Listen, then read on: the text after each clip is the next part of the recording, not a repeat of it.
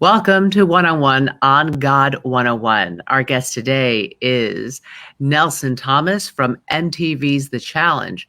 It was more than a year ago that he was in a near fatal car accident, and recently, as a result, he had to have his right foot amputated. Nelson, welcome.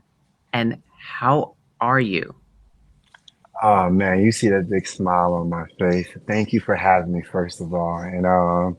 I'm doing amazing. I'm smiling, I'm breathing, and I can't complain. I have a lot going on in my life. Just got my foot amputated, like you said.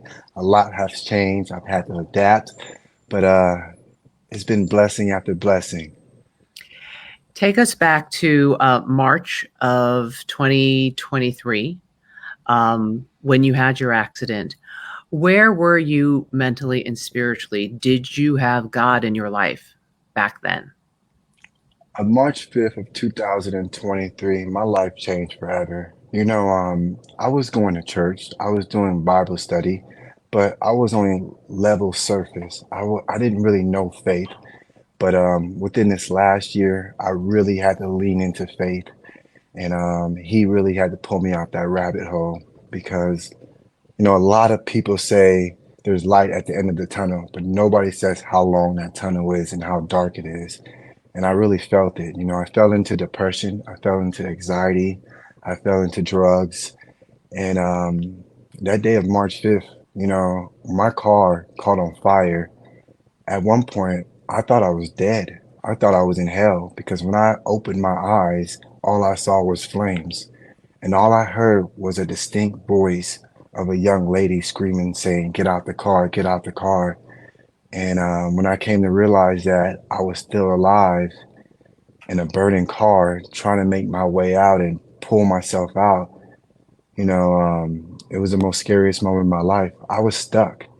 And throughout this entire year, I was trying to save a foot that really burnt up in that fire.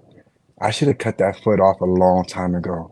But the lessons I've learned throughout this entire year, leaning into God, getting closer with my family, the ones that truly love me, not just there for the good times, but also there for the bad times. And you never realize that until you really go through something. Because I thought I was on top of the mountain. I was on MTV. I was traveling around the world. People were screaming my names. I never knew what kind of fame that was. It all got thrown at me so fast, especially where I grew up from and where I came from. And, God gave me this platform, and I thought I was living in his shoes. But no, I wasn't living in his shoes. I was living in my own shoes.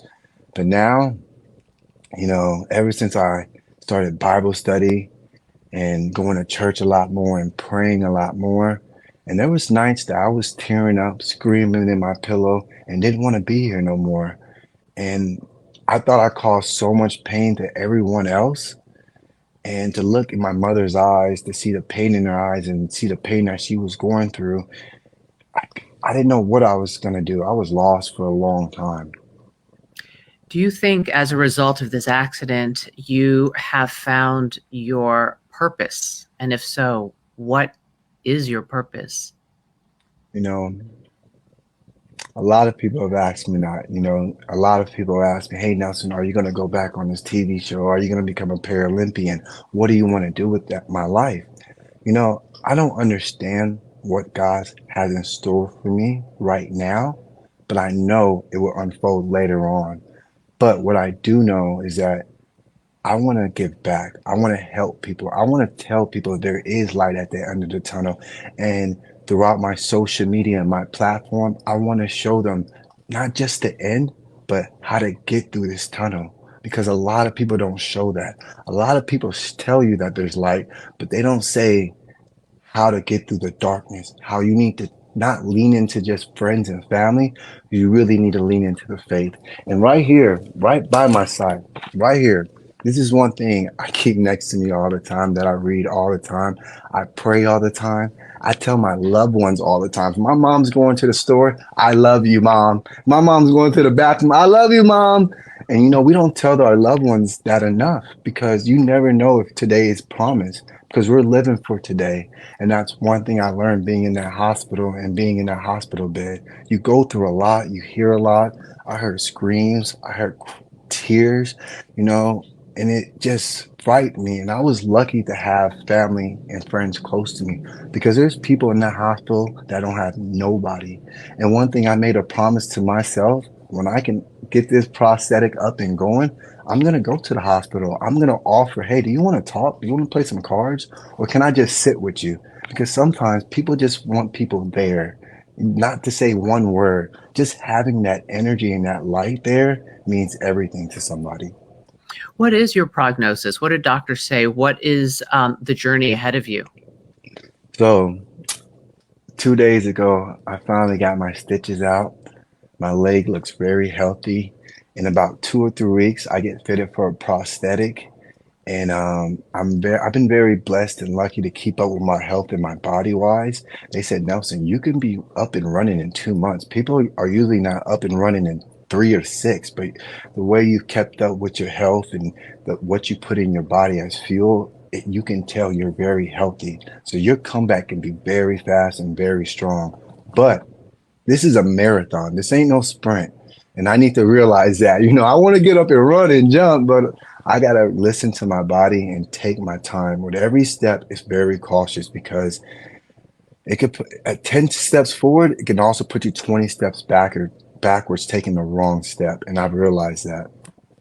What do you say to God when you're praying right now as you are going through You know this what? healing process? I used to ask God, why me? What did I do to deserve this? Why did you put this burden on me? But I stopped asking him why. I started thanking him. I started, thank you, God, for waking me up today. Thank you, God, for letting me see my mom. Thank you, God, for letting me see the daylight again and be able to feel the sun on my body. So I'm done asking God. I'm done asking God for things. I'm here just to thank him. He's done enough. It's time for me to do the work for him. He's put me on this earth. He gave me this second chance to live through him and to do his work. And that's what I'm here for. So a lot of people have asked me, are you going to go back on the challenge? Are you going to go back on this? I don't know what I'm going to do, but whatever he has in store for me, it's going to be because of him.